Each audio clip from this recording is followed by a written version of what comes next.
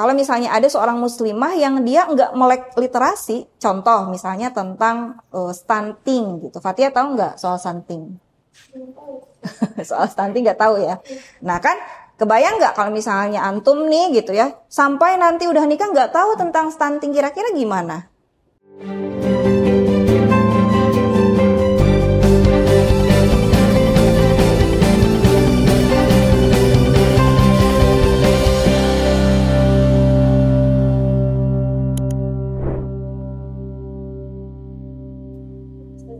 Sebelumnya di luar sana itu kan banyak muslimah yang saat ini tuh kerjaannya hanya rebahan gitu, sehingga banyak yang dikatakan tuh disebut dengan generasi rebahan gitu.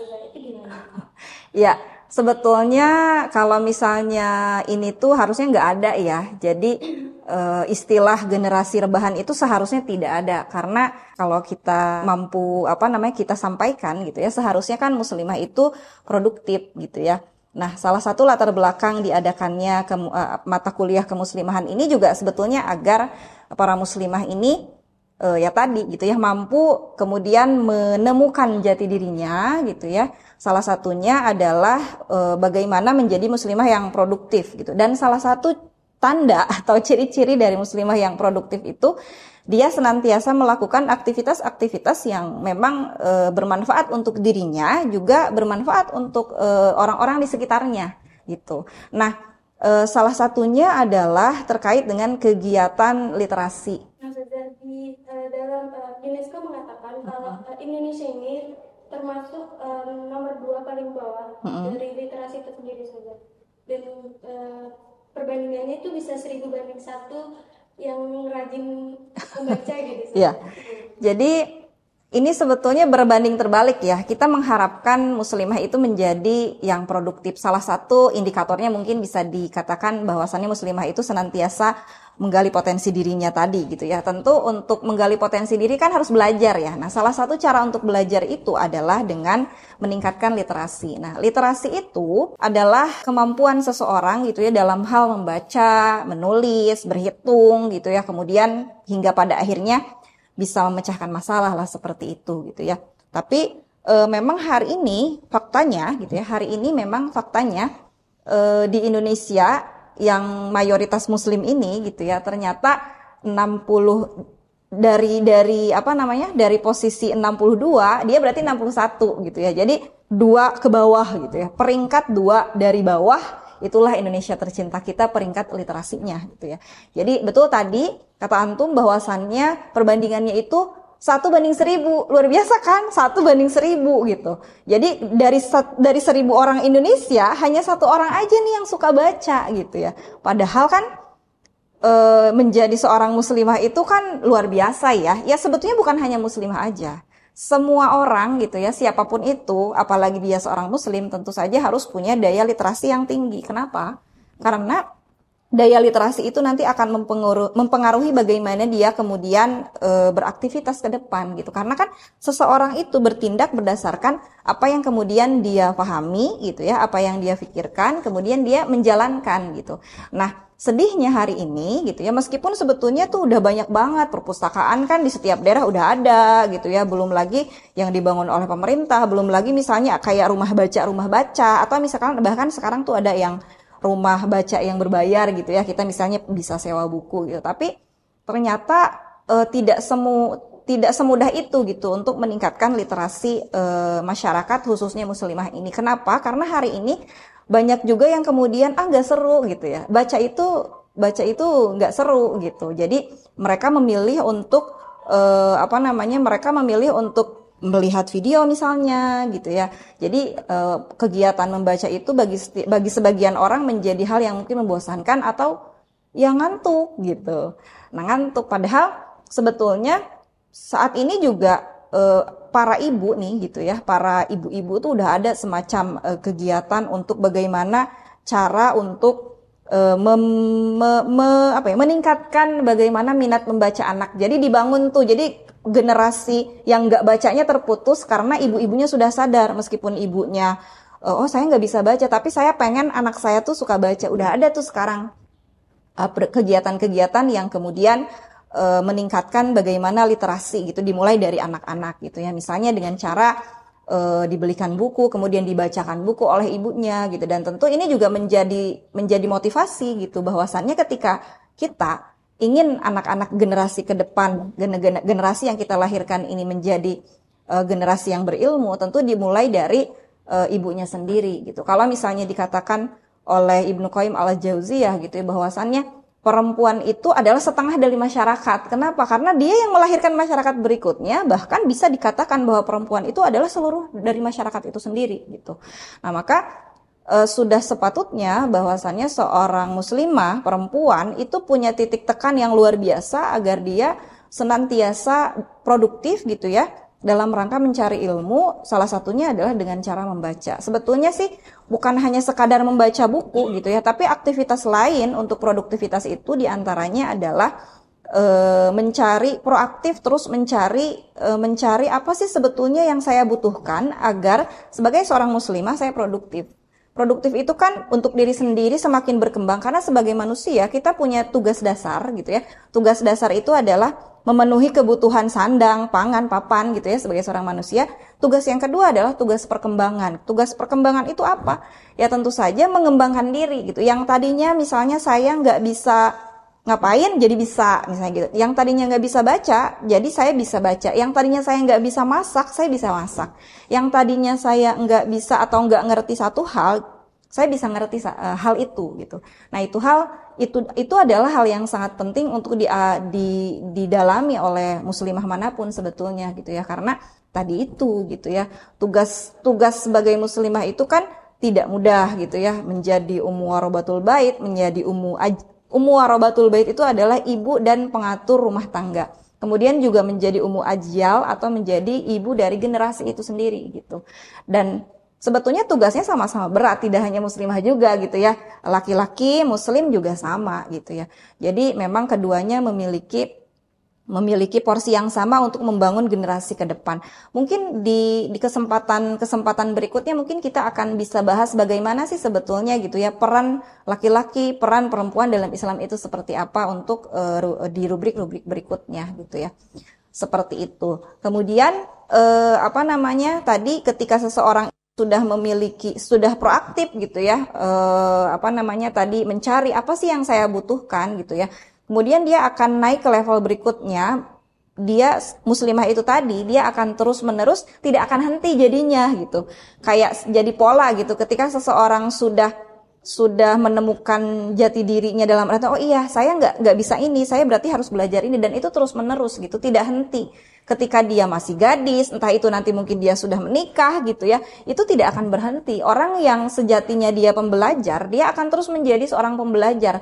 Entah itu dia melewati berbagai macam fase dalam kehidupannya. Misal gitu ya, ketika seseorang sudah menemukan, oh iya saya harus proaktif nih, saya harus produktif nih, saya harus belajar, saya harus meningkatkan literasi tadi, maka seseorang itu misalnya nih ketika dia gadis, ya apalagi gadis ya, ketika masih gadis kan masih single gitu ya, dia single lila gitu ya, dia akan memanfaatkan waktunya semaksimal mungkin untuk kemudian menuntut ilmu semaksimal mungkin, kemudian mempersiapkan di fase perkembangan berikutnya. Misalnya ketika dia sudah menikah nih gitu ya, tentu orang yang produktif, orang yang aktif, seorang muslimah yang produktif dan aktif, dia sebelum ke jenjang berikutnya, ke jenjang pernikahan, dia belajar dulu gimana ya caranya jadi istri itu seperti apa. Nah kemudian nanti ketika sudah jadi istri nih, dia akan belajar juga bagaimana sih sebetulnya menjadi ibu gitu. Karena itu tidak mudah.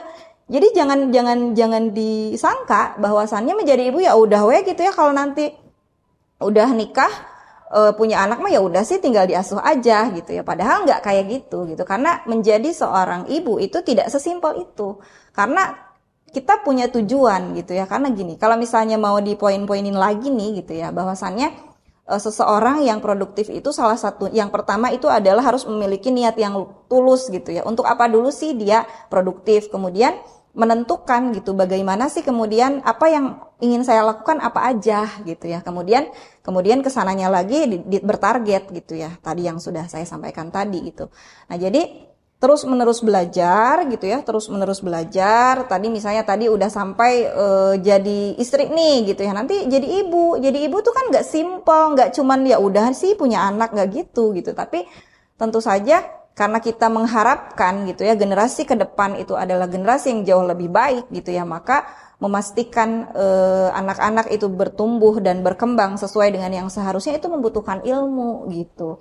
Misal nih contoh, kalau misalnya ada seorang muslimah yang dia nggak melek literasi, contoh misalnya tentang stunting gitu. Fatia tahu nggak soal stunting? Soal stunting nggak tahu ya. Nah kan, kebayang nggak kalau misalnya antum nih gitu ya, sampai nanti udah nikah nggak tahu tentang stunting, kira-kira gimana? Nggak tahu kan, boro-boro kan mau ngebahas tapi kan nggak tahu. Nah padahal nih contoh nih gitu ya, misalnya ada seorang perempuan dia nggak melek literasi tentang stunting misalnya gitu ya, dan ketika dia punya anak dia nggak akan aware, dia nggak akan waspada gitu terkait dengan pertumbuhan anaknya. Misalnya gini, apa sih stunting itu? Stunting itu sih kalau didefinisikan secara sederhana adalah gagal tumbuh atau kurang gizi lah mungkin gitu ya. Jadi kok bisa nyangkut paut ke sana? Karena gini, seorang ibu itu kan dia dia berkewajiban untuk mempersiapkan makanan terbaik untuk anak-anaknya. Oke, ayah kan punya kewajiban untuk menyediakan gitu ya itu semua gitu ketika dia bekerja, kemudian menyediakan sumber daya makanan itu tadi, kemudian ibu lah ya kemudian lebih ditekankan untuk menyajikan hidangan itu bisa sampai ke anaknya gitu ya. Dan untuk memenuhi kebutuhan gizi terbaik tadi gitu ya, maka seorang ibu itu perlu tahu takarannya tuh segimana sehingga makanan itu layak dan kemudian cukup untuk mencukupi kebutuhan gizi dari anaknya tadi gitu. Kalau misalnya cuman ya udahlah yang penting anaknya makan gitu ya, yang penting anaknya makan gitu.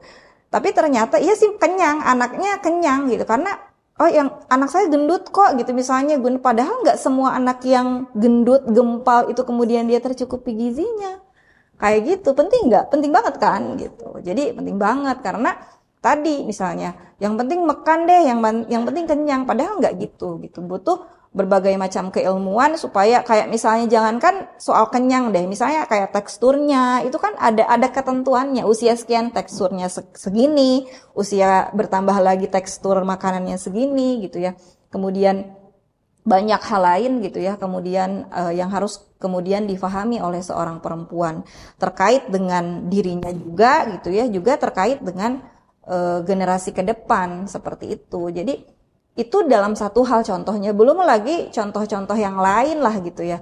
Makanya seorang muslimah itu penting banget gitu untuk kemudian terus belajar dan terus belajar gitu. Kalau nggak mau belajar gimana nanti nih kalau udah fase berikutnya lagi nih gitu ya, nanti kan anak-anak itu menjadi lebih besar lagi, dia akan banyak bertanya pada ibunya gitu ya, Umi, Bunda, Uma, ini kenapa begini, kenapa begitu gitu ya. Kemudian ya akan banyak bertanya, apalagi generasi-generasi berikutnya itu tuh pertanyaannya lebih kritis daripada generasi emaknya gitu.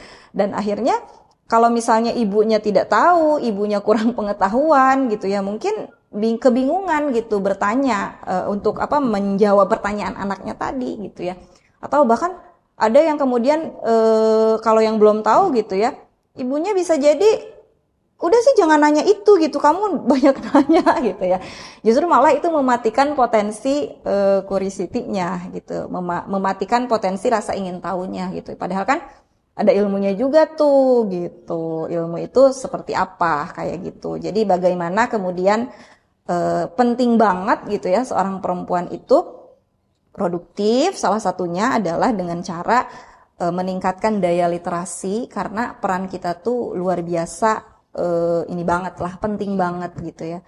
Jadi mulai dari sekarang gitu ya teman-teman semua, tentu saja perlu untuk sudah mulai mengevaluasi diri gitu. Kira-kira saya, kemampuan literasi saya sejauh ini tuh sebetulnya udah cukup belum sih? Kalau misalnya sudah cukup atau misalnya kurang, berarti harus ditingkatkan. Kalau misalnya ternyata sudah cukup, ya tentu saja tidak boleh merasa cukup gitu ya.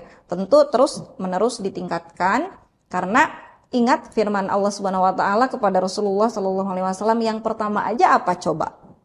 Iqra. Gitulah, bacalah. Dan bacalah itu kan bisa dimaknai berbagai macam konteks gitu ya. Bacalah itu baca gitu ya, entah itu membaca keadaan dan lain sebagainya gitu. Jadi yang jelas jangan berhenti belajar gitu ya. Jangan berhenti belajar, jadi muslimah pembelajar gitu ya. Tidak boleh berhenti belajar karena kita harus kembali mengulang kejayaan kaum muslimin di masa yang lalu gitu ya. Karena peradaban kaum muslimin itu dilandasi dengan peradaban keilmuan. Jadi kejayaan kaum muslimin ini tentu akan kembali berulang. Itu dimulai dari mana? Dimulai dari ilmu. Nah, ilmu itu ya kata lainnya tadi, literasi tadi. Seperti itu yang bisa saya sampaikan. Mudah-mudahan ini menjadi pemantik bagi teman-teman semua untuk bisa datang lagi ke channel YouTube ini gitu ya, menebarkan banyak manfaat. Jangan lupa bahagia, terus tersenyum. Wabillahi taufiq wal hidayah. Wassalamualaikum warahmatullahi wabarakatuh.